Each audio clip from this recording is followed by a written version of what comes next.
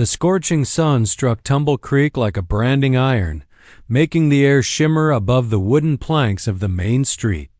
Amelia Cortez knelt in the dust, her wrists bound tightly behind her back, the coarse rope biting into her skin. Her back was already marked with raw, angry welts from the first lashes of Hargrove's whip, and the sound of leather cracking against flesh rang through the silent crowd like gunshots. A swarm of townsfolk gathered, half jeering, half watching in morbid curiosity, as Samuel Hargrove, the town's ruthless patriarch, raised the whip again. Amelia's eyes, brown, sharp, and unflinching, tracked every movement. She did not scream. She would not cry. She had endured the pain before, in different forms. The loneliness of managing her father's ranch after his death, the quiet scorn of townsfolk who considered a woman's independence an offense, and now the physical proof of her refusal to submit to Hargrove's will. Her crime was simple yet dangerous. She had said no. Hargrove had wanted her for herself, not out of love, but for the strategic advantage her family's land provided. Her father had long since passed, leaving her to tend the dusty plains bordering his holdings, and she had told him plainly she would not marry for convenience or fear. Another one. Hargrove bellowed, cracking the whip across her shoulders again. The sting made her gasp involuntarily, but she forced herself upright. Her pride was a shield, and defiance was her weapon. From the corner of her eye, Amelia noticed a faint shimmer in the heat, a blur of movement at the edge of the crowd. At first, she thought it a trick of the sun, but then a figure emerged, tall, imposing, with skin bronzed by the relentless plain sun, long black hair cascading past his shoulders, and adorned with intricate tribal jewelry that caught the light. He rode a black stallion, moving with a calm, almost predatory grace that made the town fall silent. The man's presence radiated authority. Even Hargrove, who thrived on fear, faltered for a fraction of a second. Amelia did not recognize him, yet something in his eyes, steady, unwavering, and filled with quiet intensity, made her heart skip. Hargrove? The man's voice cut through the air like a rifle shot. Leave her be. The crowd froze. Even the sheriff, usually a passive bystander to Hargrove's excesses, hesitated. Hargrove's face twisted with rage. And who are you to tell me what to do, Apache? I am a man of honor, the stranger said. His tone was calm, commanding, almost like the wind bending the grass. And I will not stand by while you punish the innocent. Amelia's pulse raced. She had spent her life on her family's ranch, surviving dust storms, scorching heat, and the constant threat of outlaws. But she had never encountered a man who stepped into danger without hesitation, made the impossible seem inevitable. Before Hargrove could respond, the man, whose name Amelia would soon learn was Tayan, spurred his horse forward. In one fluid movement he dismounted, his boots landing softly on the dusty ground, and extended a hand toward her. Come with me, he said, his voice low but resolute. You are not safe here. Amelia glanced at the jeering crowd, then back at Tayan. The whip had cut deep, the sting still throbbing across her shoulders, but she felt a spark of hope. He was offering escape a chance at freedom. Nodding, she accepted his hand, allowing him to lift her onto the horse behind him. The crowd's murmurs rose, then fell into silence as the pair rode away, leaving the suffocating cruelty of Tumble Creek behind. The terrain changed quickly as they fled. Dusty plains gave way to scrubland dotted with mesquite trees. The wind whipped through Amelia's hair, and for the first time in days, she felt her lungs fill with air untainted by fear. Pain still pulsed in her back, but the sensation of control, of autonomy, was intoxicating. Why? Why help me? She asked quietly, her voice hoarse. Tayan's gaze did not waver. Because injustice cannot be ignored. Because some paths are meant to cross. and because a woman should not be punished for saying no. Amelia studied him as they rode. He was muscular, lean, and built for survival. His long black hair framed a face that carried the weight of countless struggles yet radiated calm assurance. Adorned with intricate tribal jewelry, a necklace of silver and turquoise, bracelets etched with symbols of his people, he seemed both a warrior and a guardian. She felt a strange pull of admiration, curiosity, and something deeper she could not yet name. Hours passed as the sun edged toward the horizon, casting long shadows across the plains. Finally, Tayan guided the horse into a hidden valley, concealed by jagged cliffs and dense pines. The air smelled of earth and resin, a stark contrast to the dust and sweat of Tumble Creek. A small stream gurgled through the valley, reflecting the fading gold and purple of the sunset. Tayan led Amelia to a modest cabin he had constructed himself, using timber and stones gathered from the surrounding hills. The structure was simple but solid, the scent of pine and smoke welcoming. Inside he offered her water and a blanket, motioning for her to rest. "You need food, water, and rest," he said. "You cannot face what comes next without them." Amelia took the water, her hands trembling. You risked yourself," she whispered. "For me, I don't even know your name." "Tayan," he said simply. "And you are safe here, at least for tonight." The cabin was sparse. A small hearth burned with a steady flame, casting shadows on the walls and giving the space a sense of warmth. Amelia lowered herself onto the bench, wincing as the rope burns along her wrists throbbed. For the first time in days, she allowed herself a shiver of relief. She was away from Hargrove, from the mob, from the suffocating cruelty of a town that saw independence as rebellion. Tayan moved with quiet precision, arranging firewood, checking the perimeter, listening to the wind. The Apache warrior was vigilant, his presence a shield, his silence a comfort. "Sleep," he said softly. "Tonight, no one will touch you." Amelia's eyes grew heavy. She thought of the sun-scorched streets, the snapping whip, the cruel laughter. She thought of her father, the ranch, and the life that had been threatened, then stolen in an instant by Hargrove's wrath. And she thought of Tayan, the man who had appeared like a shadow from the plains, a figure of protection and unexpected hope. As she drifted into a fitful sleep, the sounds of the valley surrounded her, the gentle rush of the stream, the whisper of the wind through the trees, the distant howl of a coyote. Each sound was a reminder that life continued beyond cruelty, that the world held spaces untouched by the corruption of men like Hargrove.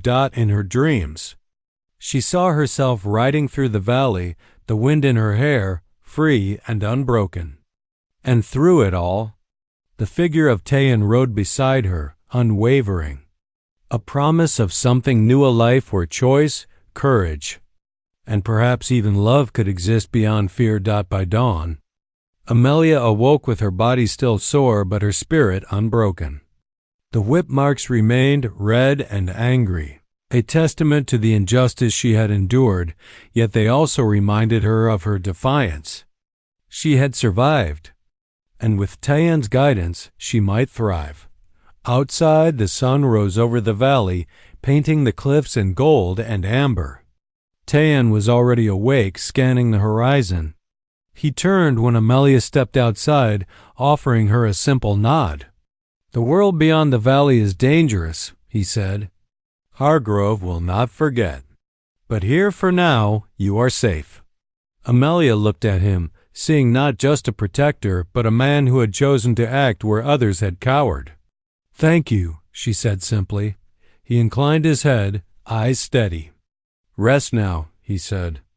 "Tomorrow, we begin the next step. Survival is only the beginning. Freedom, and what comes after, is the true test." And so, in the hidden valley, beneath cliffs and pines, Amelia took her first steps into a life unbound by fear. under the watchful eyes of a man who had appeared at the exact moment destiny demanded. The world outside Tumble Creek could wait, for now there was a valley, a cabin, and the fragile, growing spark of hope. Amelia woke to the soft glow of dawn filtering through the gaps in the cabin's walls.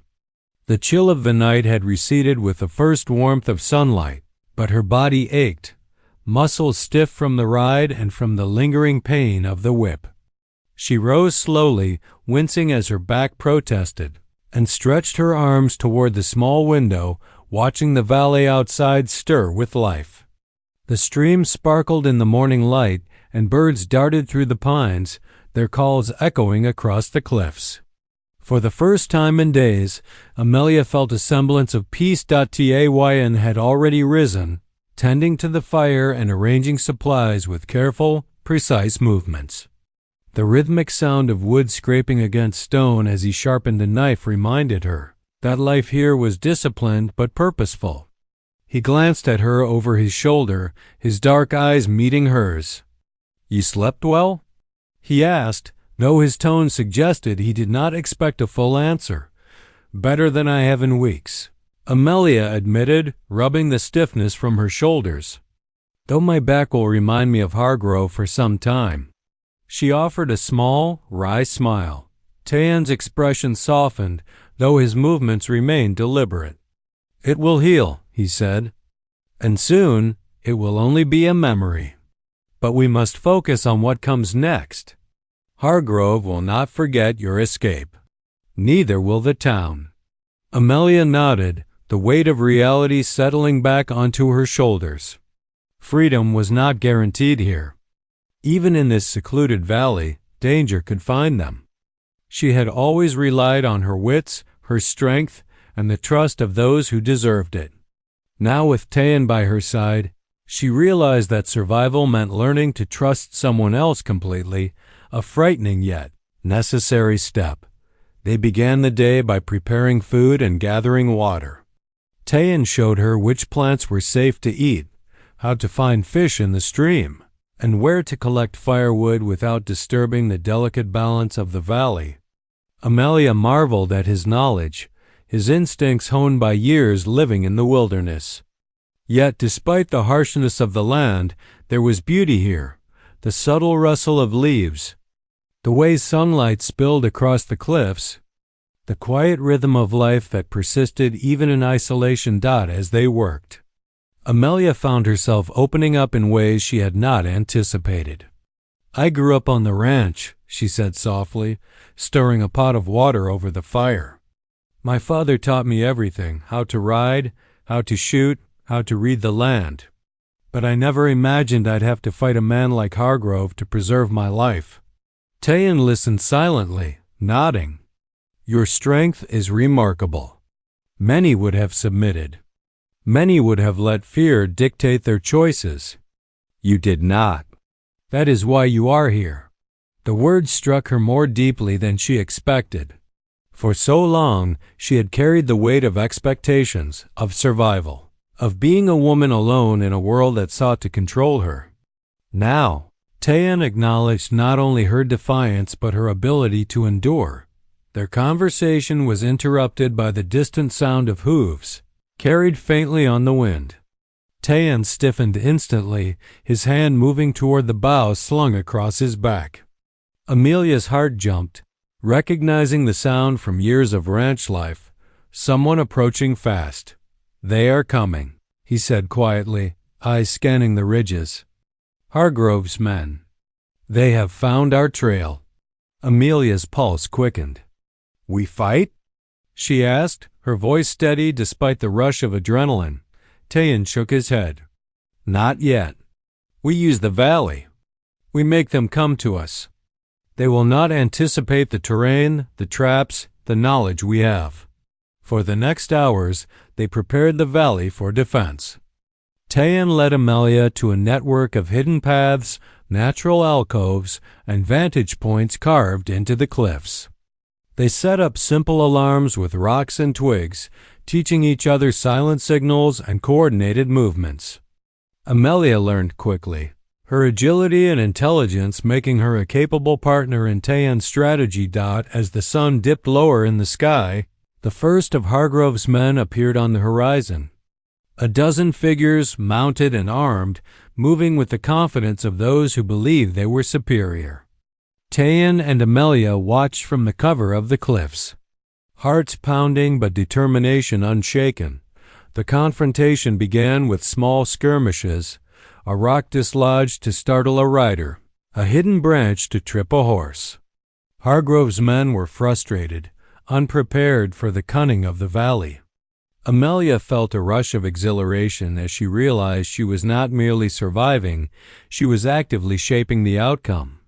When one man ventured too close, she used a sturdy branch to knock the gun from his hand, her movements precise and controlled. Tayan's strength and strategy made the attackers falter. He disarmed two men with deft motions, his presence commanding and terrifying all at once. Amelia watched him move, a blend of power and grace, and felt a growing admiration not just for his abilities, but for the unwavering principle behind them. He was not reckless. He was measured, disciplined, and fiercely protective. The skirmish ended as abruptly as it began. Hargrove's men, shaken and humiliated, retreated, leaving Tumble Creek behind with threats trailing on the wind. Amelia and Tayan stood atop the cliffs, catching their breath, eyes meeting in silent acknowledgement of the victory.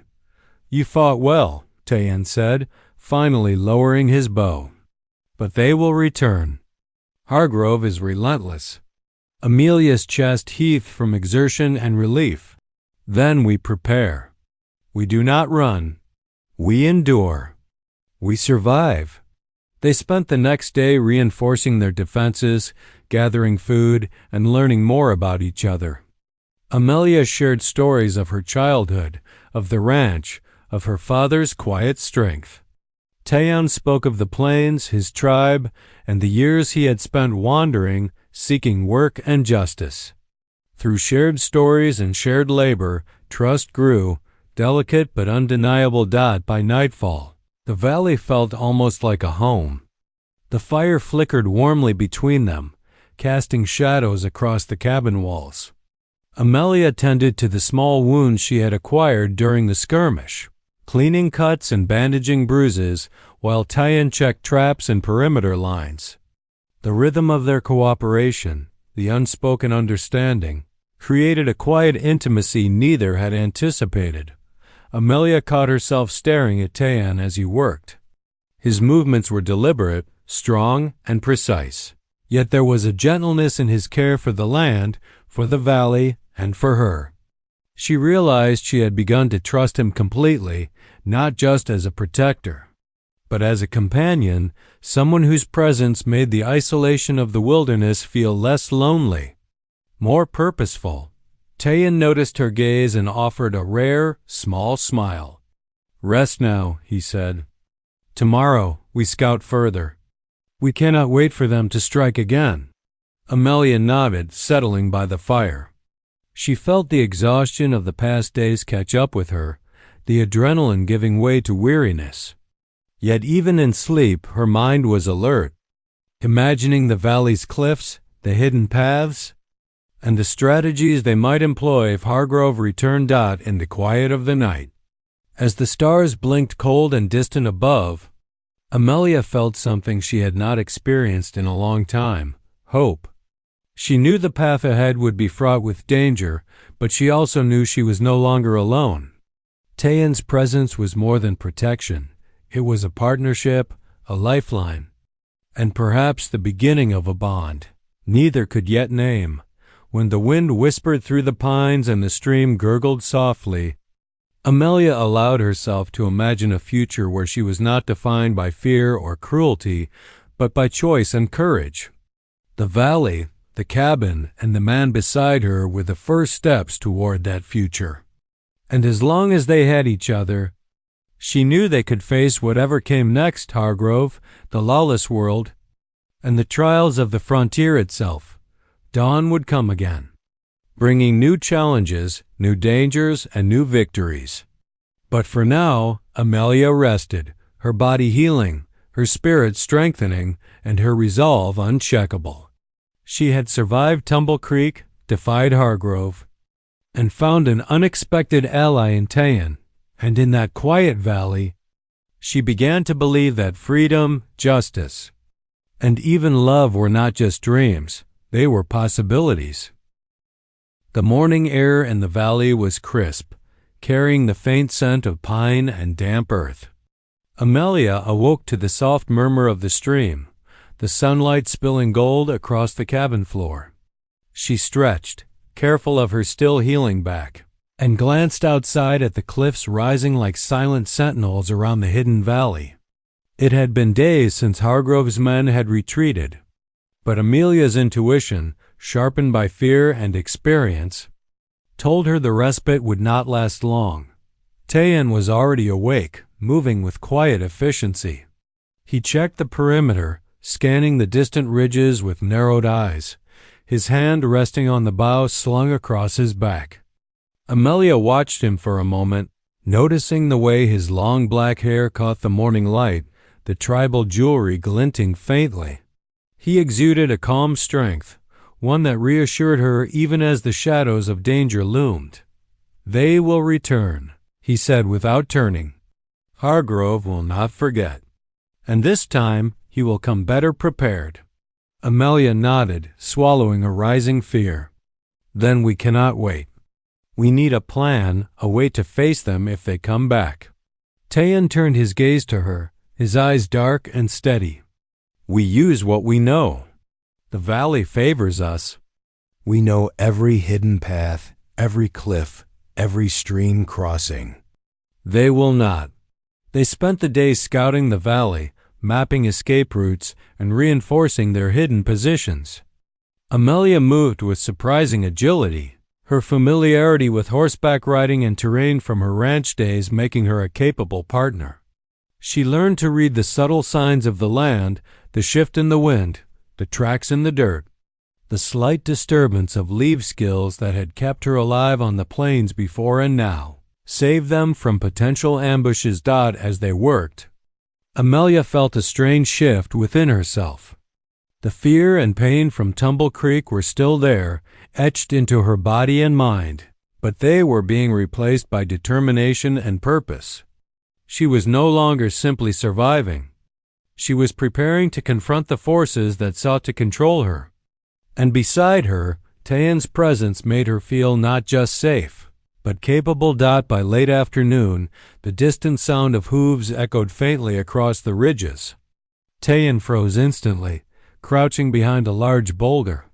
Amelia mirrored him, heart hammering.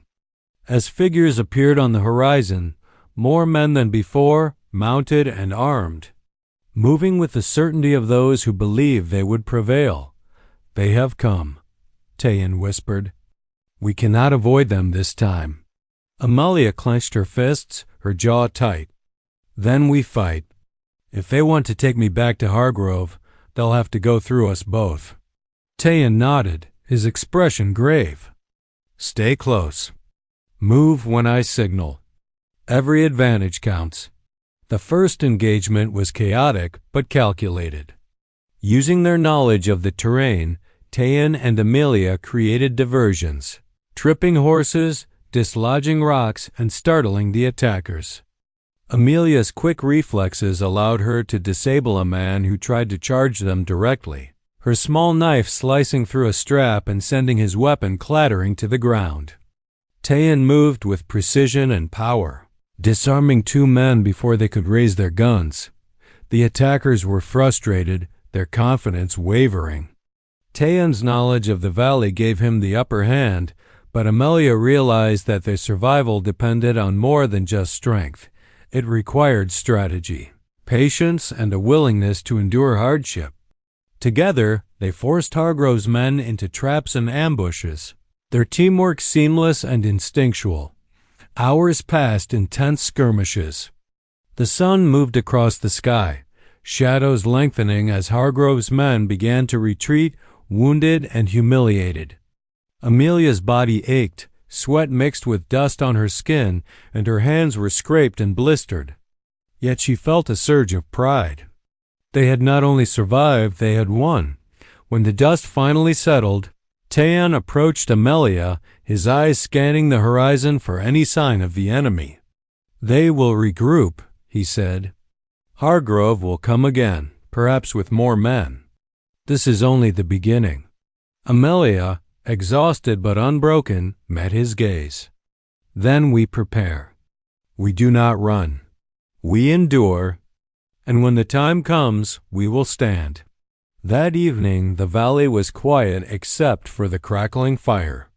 They ate a meager meal of foraged roots, berries, and fish from the stream, the simple act of nourishment feeling like a small victory.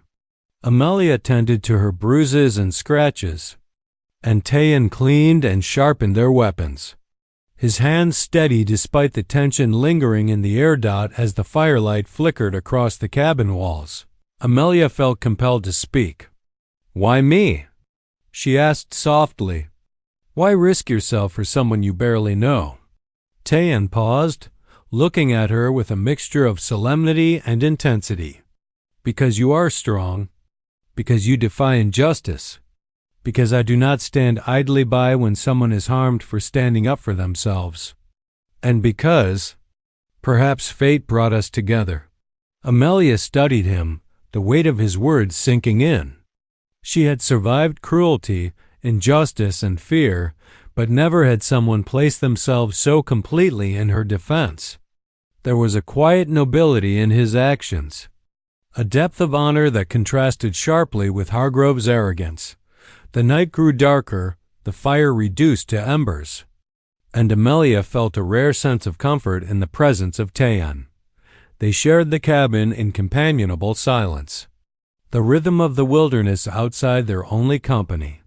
Amelia realized that trust had grown between them, a delicate bond built on survival, respect, and unspoken understanding. Sleep came fitfully. But even in dreams, Amelia sensed the valley's hidden strengths, the patterns of the cliffs, and the ways in which they could continue to defend themselves. Tayan, ever vigilant, remained alert even in his rest, a constant reminder that they were partners not only in survival, but in the shaping of their shared future. The next morning, Tayan suggested they explore further into the valley. He wanted to ensure they knew every path, every vantage point, every potential hiding place. Amelia agreed, eager to continue learning and contributing. They moved cautiously, testing their coordination, refining strategies, and familiarizing themselves with the smallest details of the land. By midday, they discovered a narrow ridge that overlooked the entire valley. From this vantage, they could see for miles, tracking any movement and gaining an advantage over potential attackers. Amelia marveled at the view, the beauty and danger intertwined, and felt a renewed sense of purpose. She was not just hiding, she was preparing to reclaim control over her life. As they descended back into the valley, a sudden rustling in the underbrush startled them. Tayan moved instinctively, raising his bow and signaling Amelia to stay low. From the shadows emerged a small group of scouts, Hargrove's men, likely sent to test the valley's defenses. Amelia's pulse quickened, but Tayan remained calm. With precise coordination, they neutralized the scouts, disarming two and sending the others fleeing. Amelia's confidence surged. She had learned to fight not out of fear, but with purpose and strategy. And Tayan's steady presence made her feel capable of anything. That evening, back at the cabin, they sat together silently, the weight of the day settling around them. Amelia cleaned the day's wounds, and Tayan maintained the weapons. The fire cast a warm glow, illuminating the determination etched on both their faces. "You've changed me," Amelia admitted quietly. "Not just by protecting me, but by showing me that survival is more than endurance. It's about strategy, foresight, and trust." Tayan looked at her, expression softening. "And you've shown me the strength of someone who refuses to bend, who faces injustice without yielding. You are remarkable, Amelia." Never forget that. As night fell, they prepared for rest, knowing that Hargrove would not give up. But for the first time, Amelia did not feel helpless. The valley, their knowledge of it, and the bond between her and Tayan were a fortress in themselves. The fight was far from over, but they had proven they could face whatever came. Together, in the quiet darkness, Amelia allowed herself to hope. She had survived Tumble Creek, evaded Hargrove's men, and found an ally in Tayan who was not only her protector but her partner. The journey ahead would be dangerous, but she no longer faced it alone. And for the first time in weeks, she felt a spark of something deeper, something that whispered of trust, courage, and perhaps even love. As the stars appeared over the valley, Amelia and Tayan sat in silent vigilance, the fire flickering between them. The frontier was merciless, and Hargrove's shadow loomed, but the hidden valley was theirs. And in that fragile, defiant sanctuary, they prepared to meet the challenges ahead, together as equals and as partners. The valley woke to a quiet tension, the kind that presses against the chest and lingers like the scent of smoke after a fire. Amelia rose early, the morning light spilling over the cliffs, and stretched her arms, mindful of the aches that still clung to her from the previous skirmishes. The marks from Hargrove's whip had faded but remained a sharp reminder of the cruelty she had endured. Now, however, those memories were tempered with resolve and purpose. Tayan was already outside, checking the traps they had set and scanning the ridges with the intensity of a predator. The rising sun glinted off the silver and turquoise of his tribal jewelry, the glow casting shadows across his bronzed, muscular form. Amelia watched him quietly, sensing that he was aware of her gaze but unbothered by it. There was a quiet strength about him, one that demanded respect without force, that reassured without words. "They are coming," he said suddenly, his eyes fixed on a ridge to the east. Amelia's pulse quickened. She had known this day would come. Samuel Hargrove had never forgotten his humiliation, and the defeat of his men would not go unanswered. Amelia mounted her horse beside Tayan, her heart steady despite the fear that curled in her stomach. "Then we meet them," she said. "This valley is ours. They'll find no easy victory here." Tayan nodded. "Stay close. Watch the signal and do not hesitate." Hours passed in tense anticipation. From the cliffs, they watched Hargrove's men approach, this time far more numerous and organized.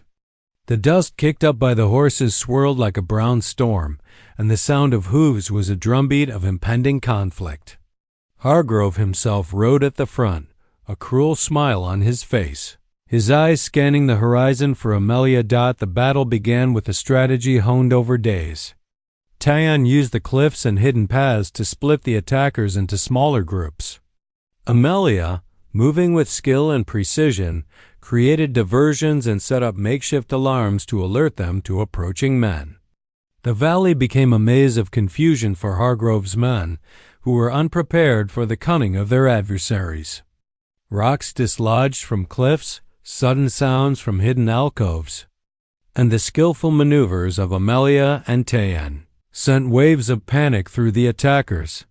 Amelia's heart raced as she disabled one man trying to flank them.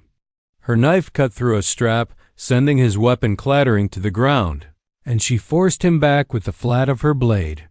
She had never felt more alive or more capable. Her fear was still there, simmering beneath the surface, but it was tempered by a fierce determination.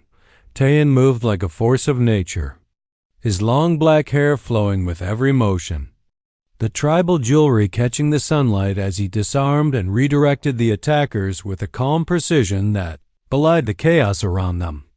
Amelia marveled at his skill, the way he anticipated every move, and the patience he had to wait for the perfect moment to strike.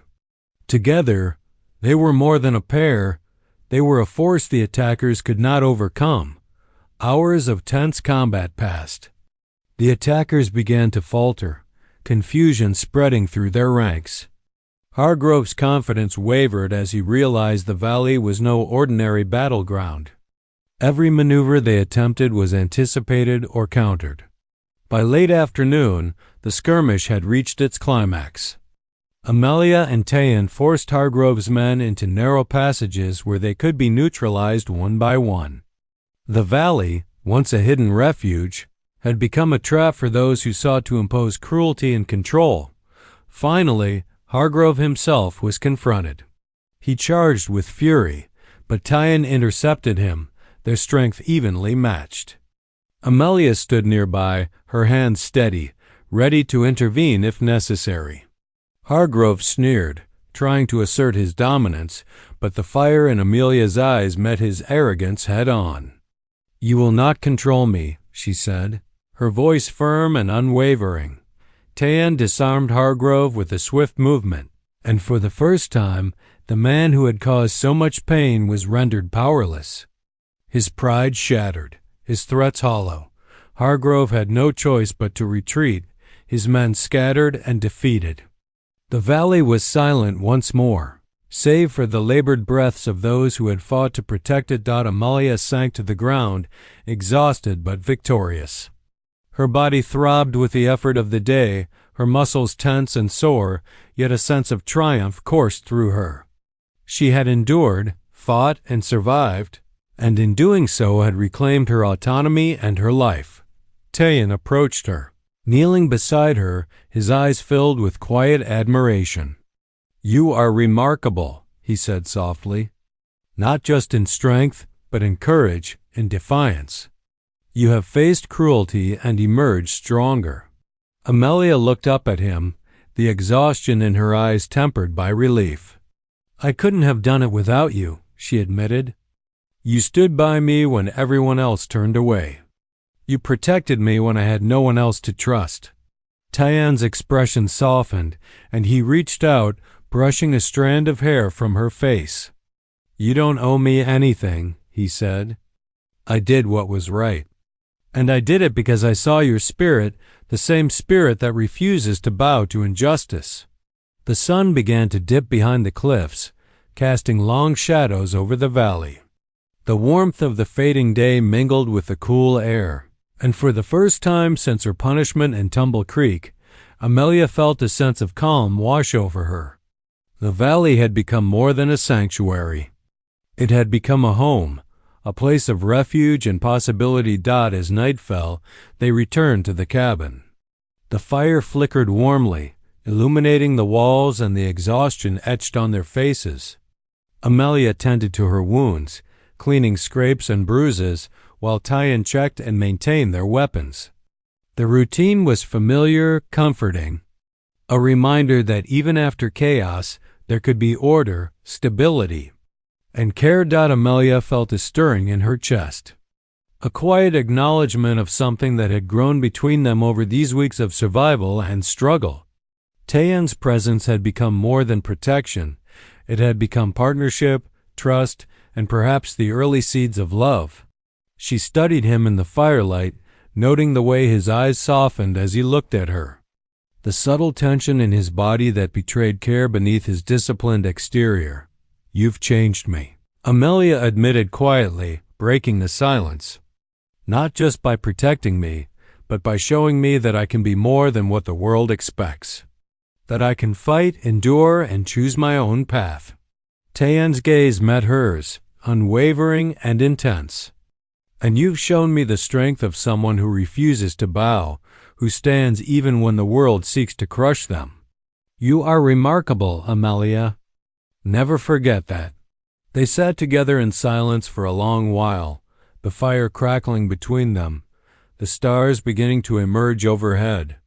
The valley, once a place of refuge, had become a symbol of what they could build together. Safety, freedom, and life lived on their own terms. As the night deepened, Tayan took Amelia's hand gently. "You could leave this valley," he said, his voice soft, almost tentative. "Return to your old life, your ranch, and the world that expects you to bend. No one would blame you." Amelia shook her head, her heart steady. "I have nowhere to go but forward." and forward is with you. This valley, this life, this fight. I choose it all with you." Tayan smiled, the kind of rare, unguarded smile that made her chest tighten with emotion. From his pocket, he produced a small carved pendant, etched with the symbols of his tribe, a token of both his heritage and his intentions. "Then stay. Not as a guest, not as someone hiding, but as my wife. My partner in life in this land and everything to come." Tears welled in Amelia's eyes, not from fear or pain, but from relief, hope, and joy. "Yes," she whispered. "Yes, I will stay. I will stand with you." He pulled her close, and for a moment, the hardships, the danger, the cruelty of Hargrove and the town behind them, all of it, faded into nothing. In that embrace, Amelia felt the promise of a life free from oppression, a life built on trust, courage, and mutual respect. The valley seemed to exhale with them. The wind through the pines carrying away the echoes of past cruelty and welcoming the possibility of a new beginning. Hargrove's threats had been defeated, his control broken, and Amelia and Tayan were left with the vast, untamed frontier before them, a frontier that belonged to no one but themselves. They stood together on the cliffs the following morning, the sun rising in gold and amber over the valley. Amelia's heart swelled with a mixture of relief, love, and determination. They had survived injustice, faced danger, and forged a bond that could not be broken. The valley was their home, the land their sanctuary, and each other their anchor, and as they rode through the hidden paths, the wind in their hair and the sun on their faces, Amelia knew that for the first time in her life she was truly free. She was not defined by cruelty, by expectation, or by fear. She was defined by courage, love, and the choice to stand beside Tayan in a life of their own making. Hargrove would no longer cast a shadow over her life. The sheriff would never be able to claim authority over what they had built. The valley, their strength, and their bond ensured that freedom, justice, and love had prevailed. Amelia and Tayan rode side by side, the world stretching endlessly before them, a frontier of untamed possibilities. And in that moment, amidst the cliffs, the pine-scented air, and the wide-open sky, they began a life that was wholly their own, unbroken, unyielding, and entirely free.